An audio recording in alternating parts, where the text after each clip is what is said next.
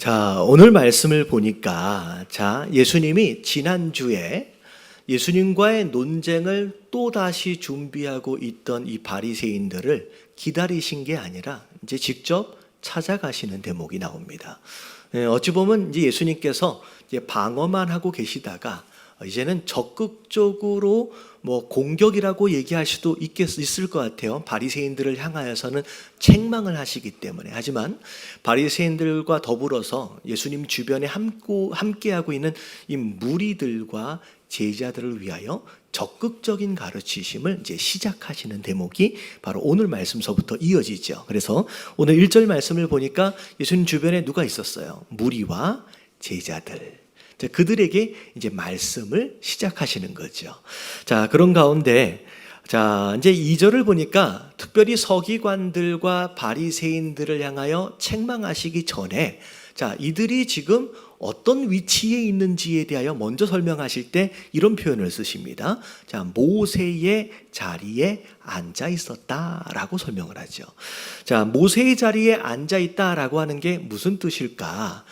모세는 어떤 역할을 했던 사람이냐면 하나님이 말씀하신 것을 듣고 그걸 백성들과 또 백성의 리더십들에게 전하는, 대언하는 위치에 일들을 했던 사람이 모세입니다. 그래서 모세의 자리라고 하는 것은 하나님의 말씀을 대언하는 자리, 그리고 그 하나님 말씀으로 가르치고 지도하고 인도하는 자리가 바로 모세의 자리의 역할이겠죠.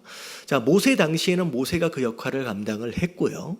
모세가 죽고 나서는 누가 그 역할을 했을까요? 여호수아로부터 시작되어지는 사사시대에는 하나님이 세우신 사사들을 통하여서 그 역할을 감당하도록 하셨습니다. 그런 가운데 사사시대가 끝나고 왕정시대에 들어와서는 대부분의 제사장들, 레위인들 또는 하나님이 특별히 세우신 선지자들을 통하여서 그 일들을 하도록 하셨죠. 그래서 백성들 전체에게 말씀하실 수도 있었지만 특별히 선택된 누군가에게 직접 말씀해 주시고 그걸 하나님의 말씀으로 대언하여 전달하도록 하는 시스템을 하나님이 계속 유지하고 계셨다는 거죠. 선지자들이 쭉 그 역할을 감당하다가 예수님 당시에 와 보니 이 역할을 누가 감당하고 있는 거예요? 제사장이 감당을 하고 있지만 또 오늘 등장하고 있는 서기관들과 바리새인들이 이 역할을 감당하고 있었다는 거죠. 이게 사실 오늘날로 보면 이게 누구 역할이에요? 이제 이게 목사의 역할이다라고 생각할 수 있을 것 같습니다. 그러니까 모세의 자리는 바로 그런 자리에 그런 역할을 할 수 있도록 하나님이 세우신 자리입니다. 근데 어떻게 보면 이렇게까지 얘기를 하면 어마어마하게 중요한 자리고 엄중한 자리입니다. 하나님이 세우신 자리예요. 근데 오늘 이 자리에 앉아있는 이 서기관들과 바리새인들이 예수님에게 어떻게 되고 있어요? 엄청 혼나는 상황이 벌어졌다는 거예요. 도대체 이렇게 중요한 위치에 있는 사람들이, 이 중요한 역할을 감당하는 이 사람들이 왜 오늘 예수님께 이런 혹독한 책망을 받을 수밖에 없었는지 이것에 대하여 오늘 3가지를 살펴보고요. 다음 주에는 그럼 우리가 어떻게 해야 되는지에 대한 3가지 내용을 다음 주에 살펴볼 겁니다. 그러니까 다음 주에는 꼭 오셔야 되는 거죠. 예고편입니다. 그래서 오늘 이 문제점 3가지를 먼저 우리가 함께 살펴볼 텐데 도대체 이 서기관들과 바리새인들이 뭐가 잘못됐느냐? 1번을 같이 한번 볼게요. 다 같이 시작. 순종을 가르치지만 스스로는 순종하지 않는 사람들. 오늘 말씀 3절을 보니까 줄 쳐진 데만을 보면 이렇게 나와 있어요. 그들은 뭐만 한대요? 말만 한대요. 그리고 뭐 하진 않아요? 행하지는 않아요. 이들은 하나님 말씀을 대언하는 자들이에요. 이들은 하나님 말씀을 가르치고 지도하고 인도하는 자들입니다. 근데 어떻게 보면 이런 거죠. 순종을 말하는 거예요. 말씀에 순종하라, 말씀에 순종하라. 정작 순종을 가르치고는 있지만 정작 누구는 자기 자신은 순종하지 않고 있다라는 거죠. 지금 이 부분이 가장 큰 문제라고 예수님이 지적하시는 거예요.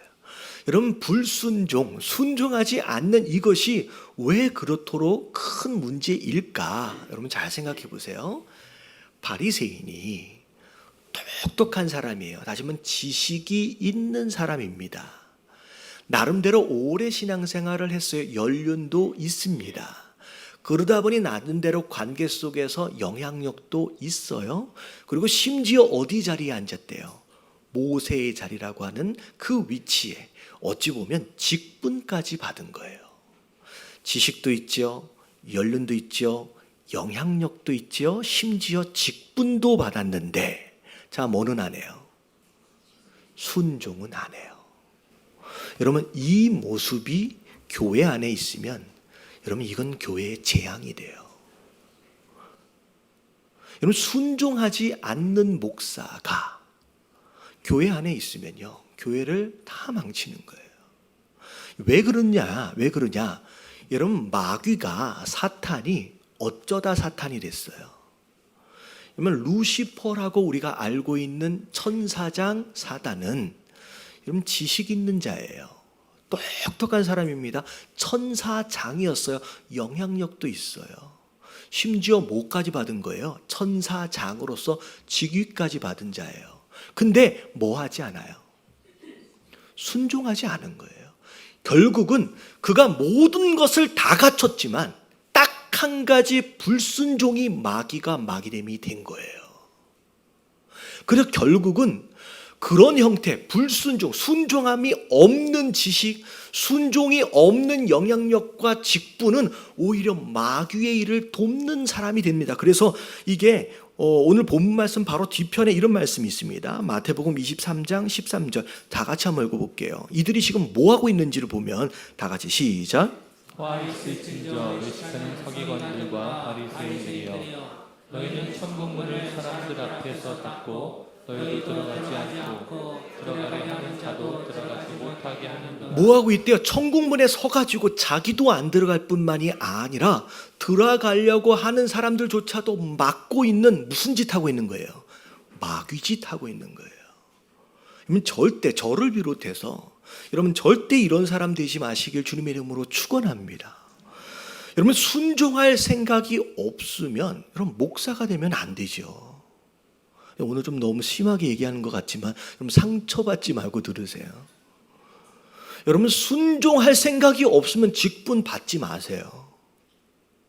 자기는 알잖아요. 자기가 순종할 생각이 있는지 없는지. 그러면 누가 이런 얘기를 했어요. 목사님, 처음에는 안 그랬죠. 처음엔 다 순종하려고 했겠죠. 그러면 결국 뭐 하는 거예요? 변질된 거예요. 여러분, 초심을 잃어버리면 안 된다는 얘기는 성장하지 말라는 얘기가 아니에요. 변화되지 말라는 얘기가 아니에요. 뭘 놓치지 말라는 거예요? 처음에 내가 순종하겠습니다 라는 그 마음만큼은 끝까지 놓치면 안 된다라는 거예요. 여러분, 이거 놓치면 다 끝이에요. 제가 설교 중에 자주 드리는 질문들 가운데 하나가 뭐냐면, 여러분, 방향이 중요해요? 속도가 중요해요? 방향이 중요해요? 여러분, 순종은 신앙의 방향이며 속도예요. 순종이 전부예요. 여러분, 이걸 잃어버리면 신앙이 없는 거예요. 여러분, 끝까지 주님 부르시는 그날까지 이것을 놓치지 마시는 저와 여러분들 되시길 주님의 이름으로 축원합니다.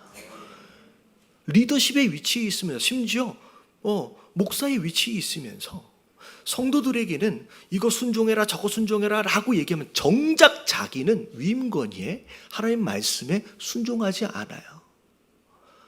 뭐 하자 그러면 그런 걸 왜 해? 뭐 가자 그러면 그런 걸 왜 가?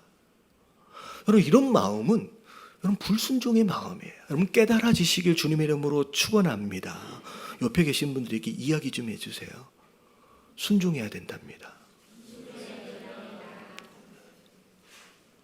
여러분, 지식이 좀 없어도 돼요. 연륜이 좀 없어도 돼요. 영향력이 좀 없어도 되고요. 여러분, 직분이 없어도 돼요. 뭐 하나만 있으면 돼요. 그러면 순종만 있으면 돼요. 여러분 자꾸 계산을 잘못하시는데요. 예수님의 제자들이 어떻게 제자들이 되고 사도가 됐어요? 지식이 없었고요. 연륜도 없었어요. 영향력도 없고요. 직분도 없었어요. 그들은요 갈릴리에서 고기 잡던 촌놈들이었어요. 심지어 세리까지 있었어요. 근데 그들이 제자가 되고요. 그들이 사도가 돼요. 뭐 때문에요? 순종 그 하나가 이걸 다 커버하는 거예요. 여러분 순종 하나만 있으면 우리의 모자라는 이 모든 것들을 하나님 다 채우시는 줄로 믿습니다. 근데 이게 다 있어도요 순종이 없으면 그걸로 마귀되는 거예요. 여러분 절대 마귀되지 마시길 주님의 이름으로 축원합니다. 옆에 계신 분들 한 번만 더 인사해 주세요. 상처받지 말게. 마귀가 되면 안 된답니다.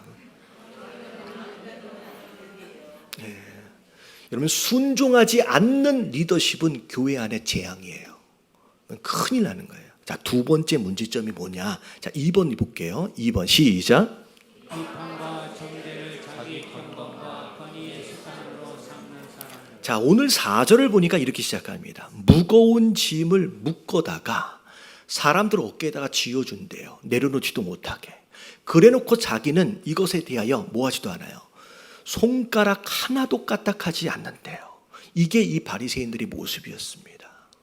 여러분 이들은 자기의 경건과 권위를 무엇으로 유지했느냐면 이 하나님의 말씀 10계명 가운데 여러분 10계명이 있으면 이 10계명을 더 자세하게 풀어낸 내용이 613가지의 규율로 나와 있어요. 여기까지는 하나님 만드신 거예요. 근데 이 613가지를 더 세분화해가지고 심지어 안식일을 거룩하게 지키라라고 하는 요 하나 말씀만 해도 수백 가지의 규율들을 만들어가지고 이 백성들에게 지어준 거예요.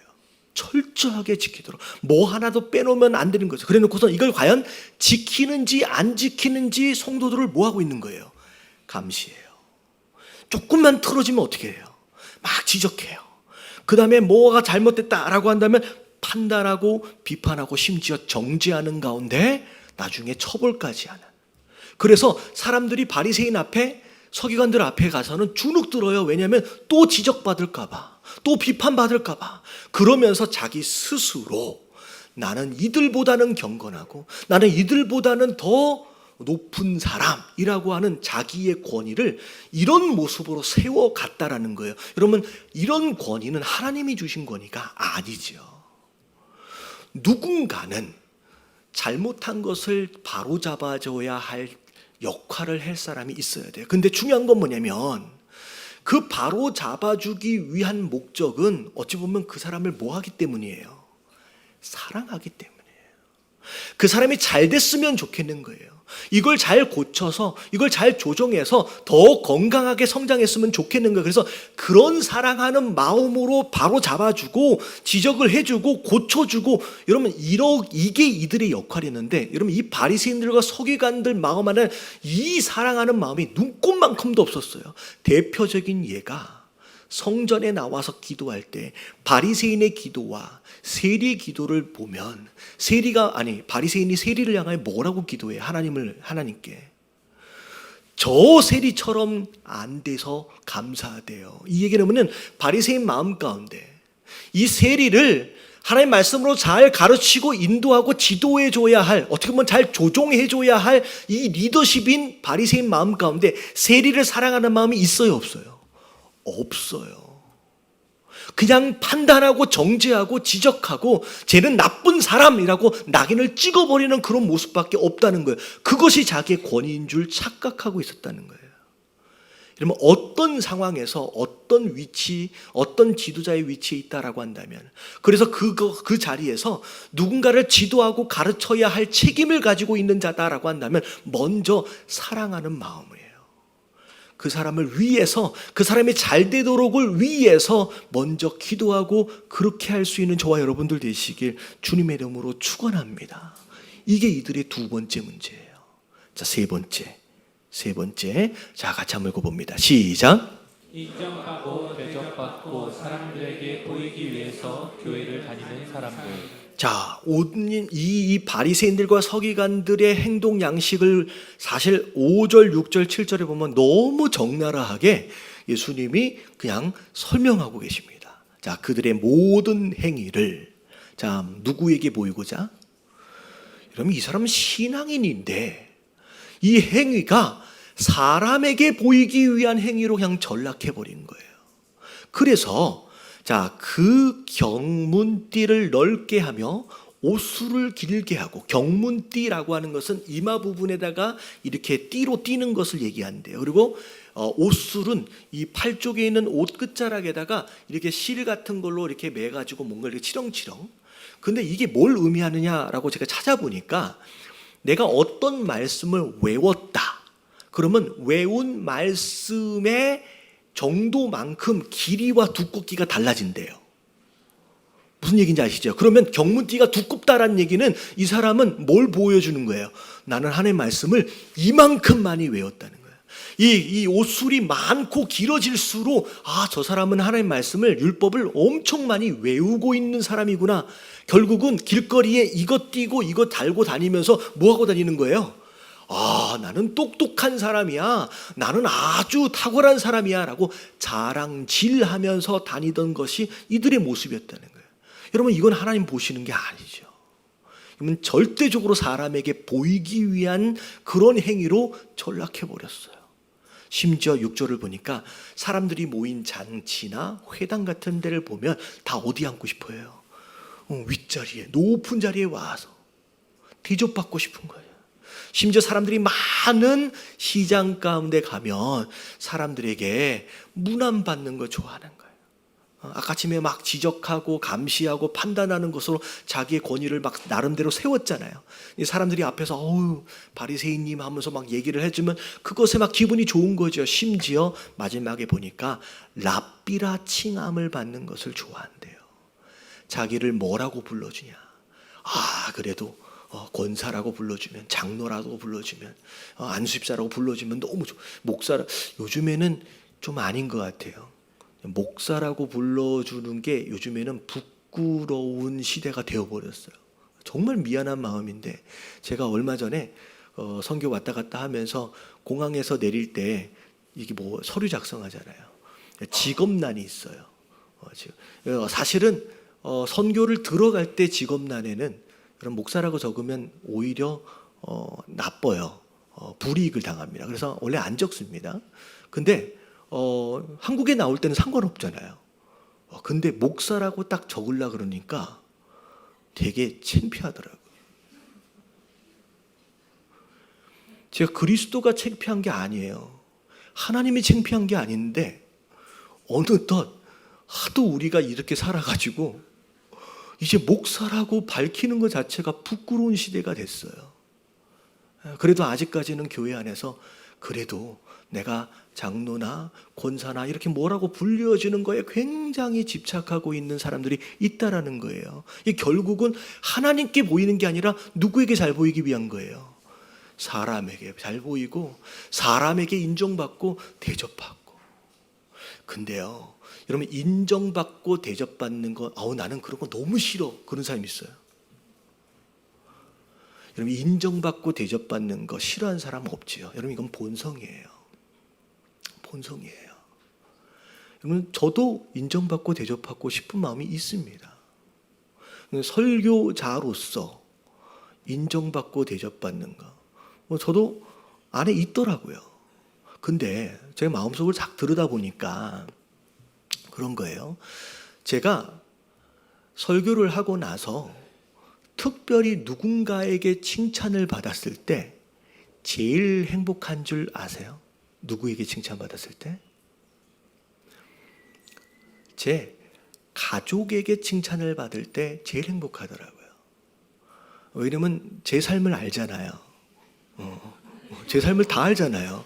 제 삶을 아는 이 가족에게 제가 설교자로서 칭찬을 받는다, 흔하지 않더라고요. 드문 일입니다. 그래서 더 행복한 것 같은데 그런 거예요. 근데 왜 그러냐면 제가 제 큰애 학교에 크리스찬 학교인데 제가 학기마다 가서 아이들을 위해서 설교를 합니다. 근데 제가 하고 있는 설교들 중에서 이 설교가 제일 힘들어요. 학교에 가서 하는 설교가 제일 힘들어요. 왜 힘드냐면 초등학교 이제 전체 전교생이 모인 가운데 설교를 하는데 초등학교 1학년부터 고등학교 3학년까지 있어. 어느 레벨에 맞춰야 될 줄 모르겠는 거예요. 그래가지고 막 조금만 어렵게 하면 이 애들은요 전부 다 딴짓하고 있어요. 작은 애들은. 조금만 쉽게 하면 쟤네들은 되게 지루해하고 있어요. 그래서 제가 이 아이들하고 하면서 설교를 할 때는 마이크를 들고 원맨쇼를 해요. 이쪽 끝에 갔다 저쪽 끝에 갔다가 쇼를 다 하면서 설교를 해요. 한 번 하고 나면요 20분밖에 안 하는데 진이 다 빠져가지고 땀을 뻘뻘 흘리고 내려와요. 근데 그래서 제일 힘든 설교인데 제일 보람이 있어. 왜냐하면 꼭 설교가 끝나고 나면 에밀리한테 피드백을 받아요. 아빠가 최고예요. 진짜 대박. 에밀리가 항상 이래. 제가 거기서 막 힘을 얻어. 인정받은 거잖아요. 아빠지만 뭘로 인정받은 거예요? 목사로서 설교자로 인정을 받은 거예요. 여러분 이게 우리의 본능이에요. 본성이에요. 인정받고 칭찬받고 대접받는 거 싫어하는 사람이 없어요. 근데 신앙생활의 궁극적 목적이 사람으로부터 인정을 받고 사람으로부터 대접받는 것이 되어버리면 이건 큰일 난다는 거예요. 제가 목사로서 제가 말씀을 전하는 이것의 궁극적인 목적이 여러분들부터 설교 잘하네 이런 얘기나 들으려고 제가 설교하고 있다라고 한다면 이미 저는 망가진 거라는 것, 타락한 거라는 거죠. 여러분 절대 우리의 모든 신앙의 행위가 사람을 위한, 사람에게 인정받고 대접받는 것을 위한 것이 되지 말게 하시고, 여러분 하나님께로부터 인정을 받고 하나님께로부터 세우심을 받는 여러분 그런 신앙의 행위들이 되시길 주님의 이름으로 축원합니다. 이게 중요한 거예요. 그리고 여러분 하나님이 허락하시는 직분이 있다라고 할 경우 여러분 절대 이 직분이 여러분 스스로 벼슬이 되어져서는 안 돼요. 지금 모세의 자리에 앉아있는 이들, 여러분 모세도 그 자리를 벼슬로 생각하지 않았어요. 모세의 삶을 보면 진짜 하나님을 대면한 자로서 하나님께 직접 말씀을 듣는 자였지만 여러분 그것을 벼슬이라고 생각하고서 위에서 내려다보는 그런 자로서의 삶을 살진 않았어요. 철저하게 백성들을 위하여 섬기고 헌신하며 살았다라고 하는 것을 생각할 때 여러분 모세의 자리는 벼슬이 아니다라는 거예요. 여러분 절대 예수님이 그렇게 하셨던 것처럼 모세가 그렇게 했던 것처럼 여러분 우리 안에의 신앙의 모든 행위 직분이 됐든 뭐가 됐든 봉사가 됐든 사람 앞에서가 아닌 여러분 하나님 앞에서의 삶이 되어지시길 주님의 이름으로 축원합니다. 자 마지막 한 가지 누군가의 간증 이야기 한 가지만 해드리고 마무리를 할게요. 아마 이름을 이야기를 하면 여러분들 이 가운데 거의 99%가 다 아실 수 있을 만한 연예인입니다. 크리스찬 연예인으로 이미 많이 알려진 두 부부에 대한 내용이에요. 자, 이 두 부부가 이제 그런 간증을 했대요. 자, 연예인은 뭐 먹고 살아요? 사람들의 인정과 관심을 먹고 살아요. 어떻게 보면 오늘 사람 앞에 잘 보이는 것과 정말로 이렇게 딱 맞아 떨어지는 그런 위치의 사람일 겁니다. 연예인들은 사람의 관심과 인정을 먹고 삽니다. 근데 이 연예인이 팬들 앞에서 그런 얘기 많아야 하잖아요. 사랑합니다 라는 얘기를. 그래서 이 연예인도 이 남편이 그렇게 이제 팬들하고 미팅하고 이렇게 만나 그러면 사랑합니다 라고 인사를 많이 했대요. 근데 어느 순간 내가 이게 거짓말이네 라고 확 느껴지더래요. 연예인이 팬들한테 내가 사랑합니다 라고 자기 딴에는 진심으로 이야기했다고 생각을 했는데 어느 순간 이게 거짓말이라고 확 느껴지더래요. 왜 그럴까? 내가 진짜 누군가를 사랑한다면 나에게 있어서 가장 소중한 걸 함께 나눌 수 있어야지 진짜 사랑하는 거 아닌가? 라는 생각이 들더라는 거예요. 근데 자기한테 자기에게 있어서 가장 소중한 게 뭘까라고 곰곰이 생각해 보니까 뭐가 가장 소중해요? 예수님이 가장 소중하더라는 거예요. 크리스찬 연예인으로서 내게 가장 소중한 건 예수님인데 정작 사랑한다라고 이야기하고 있는 그 상황에서 자기는 단 한 번도 예수님을 나눈 적이 없더라는 거예요. 그러면 나는 정말 사랑하는 것이 아니구나라고 확 깨달아지는 거예요.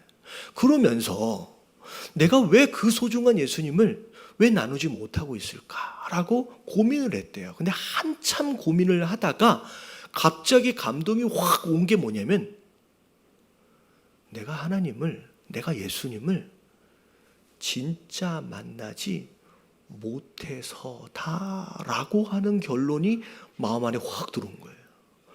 그동안 수년 동안 심지어 크리스찬 연예인이다라고 이름 불려질 정도의 삶을 살았는데 자기가 뭔 생각이 드느냐면 내가 예수님을 아직 못 만났다는 생각이 확 들었다는 거예요. 그래서 그 예수님을 인기 여러 가지 그런 이유들로 인하여서 나누지 못하고 있었다는 거예요. 그런 가운데 고민을 하고 있는 차에 원래는 아내가 가야 하는 행사였대요. 인도에 어떤 행사, 선교에 대한 어떤 행사가 있어서 참여하기로 돼 있었는데 아내가 갑자기 문제가 생겨서 스케줄에 문제가 생겨서 못 가게 돼서 남편과 아내는 한 몸이잖아요. 그래서 남편이 대신 가게 됐어요. 근데 이 사람은 별로 거기 관심이 없던 사람이에요. 그래서 그래도 내가 연예인인데 라고 해서 선교를 가는데 어디 앉아가냐면 비행기에서 1등석에 딱 타고서 이렇게 탔대요. 그랬는데 비행기는 1등석을 탔는데 내리면 다 똑같잖아요.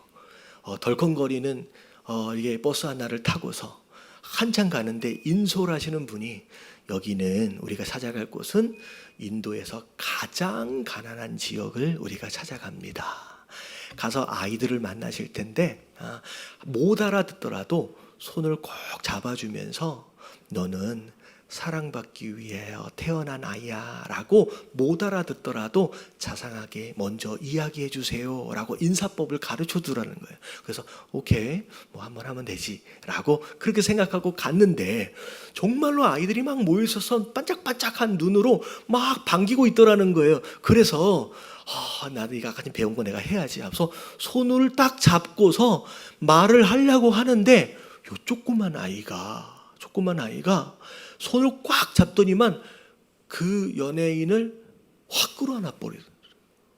그 말을 제대로 못한 거죠. 근데 안고 손 잡고 확 끌어안는 순간 아이가 끌어안는 게 아니더라는 거예요.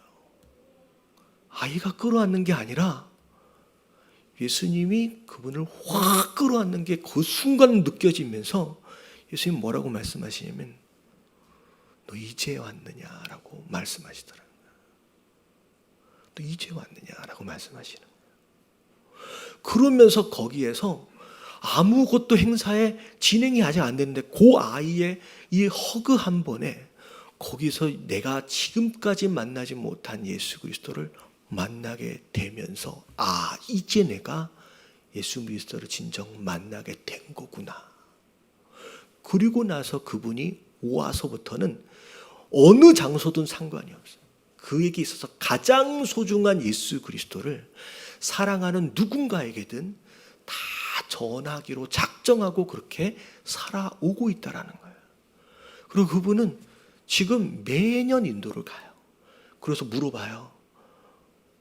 물어봤어요. 왜 이렇게 매년 인도를 가냐고. 그러니까 그분이 뭐라고 얘기하냐면 나는 선교에 중독이 돼버렸다고. 거기 가면 내가 예수님을 만나고 어디든 계시지만 거기 가서 더 예수님과의 깊은 관계 그런 만남이 있어지면서 거기에 그 매력에 빠져서 나는 이미 중독이 됐다고. 그러면서 하는 얘기가 뭐냐면 당신의 꿈이 뭐냐라고 물어보니까 내가 연예인으로 아직 있지만 그래서 팬들의 관심과 인기도 너무 중요하지만 내가 전에는 누리지 못했던 그 팬들의 인기나 관심으로부터도 누리지 못했던 지금의 이 행복만큼은 난 놓치고 싶지 않다. 난 평생 이 아이들을 위해서 헌신하고 섬기며 그렇게 살아갈 수 있다라는, 내가 건강이 허락되어지는 한 그렇게 살고 싶다라고 하는 것이 그분의 꿈이 되어져 있다는 거예요. 저는 그렇게 생각해요.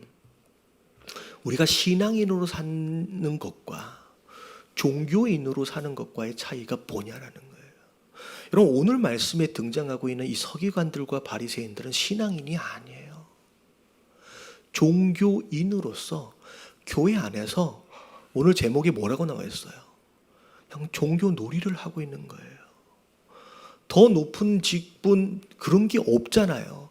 근데 거기 막 올라가면서 내가 얼마나 더 영향력을, 어떻게 하면 내 목소리를 더 내볼까, 이거 하고서 그냥 사는 거예요. 여러분, 이건 종교 놀이고, 여러분, 이건 종교인입니다. 여러분, 예담교회는 여러분 그런 교회가 되어져서는 안 되는 줄로 믿습니다. 저는 그렇게 생각해요. 신앙인으로 여러분 이왕의 신앙생활을 할 바에는 여러분 이쁘게 좀 했으면 좋겠어. 맨날 만나면 논쟁하고 맨날 만나면 싸우고 누군가의 목사들 그룹처럼 여러분 그러면 안 돼요. 할렐루야. 여러분, 우리 교회는 만나면 섬길 생각하고요, 선교갈 생각하고요, 헌신할 생각하고요, 연약한 지체를 위해서 기도해 주고요, 여러분 만나면 사랑해 주고요.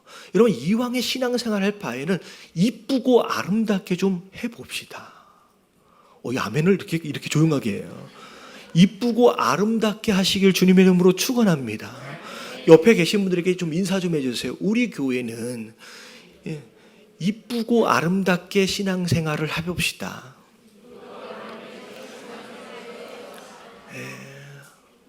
여러분들 꿈이 이게 돼야 돼요. 여러분, 가난한 자를 섬기고 연약한 자를 돕는 일. 여러분, 아이들에게 이걸 가르쳐 주셔야 돼요. 제가 내년 정도에는 이 아이들도 함께 참여할 수 있는 선교지를 좀 찾아보려고 애를 써요. 여러분, 아이들에게 선교지를 데리고 나가야 돼요. 그래서 이 아이가 네가 왜 공부를 해야 되는지, 네가 왜 일을 해야 되는지, 네가 왜 돈을 벌어야 되는지 목표를 알도록 해야 돼요. 여러분, 이 선교가 구제가 목적이 아닌 삶은요, 자기 배를 키우는 여러분 욕심장애만 만드는 거예요. 우리의 삶의 목적도 마찬가지예요. 이 연예인이 얘기한 것처럼 나는 평생 뭐가 되기 위해서가 아니라 누군가를 위해서의 삶을 위한 것이 꿈이 되어질 때, 그럼 이게 정말 아름다운 신앙생활이 되는 거예요. 우리 찬양팀 나오셔서 여러분 이 찬양의 내용이 너무 이뻐요. 여러분, 이 가사의 내용처럼 하나님, 나도 이런 신앙인이 되고 싶습니다 라고 하는 그런 마음을 가지고 우리 찬양했으면 좋겠습니다.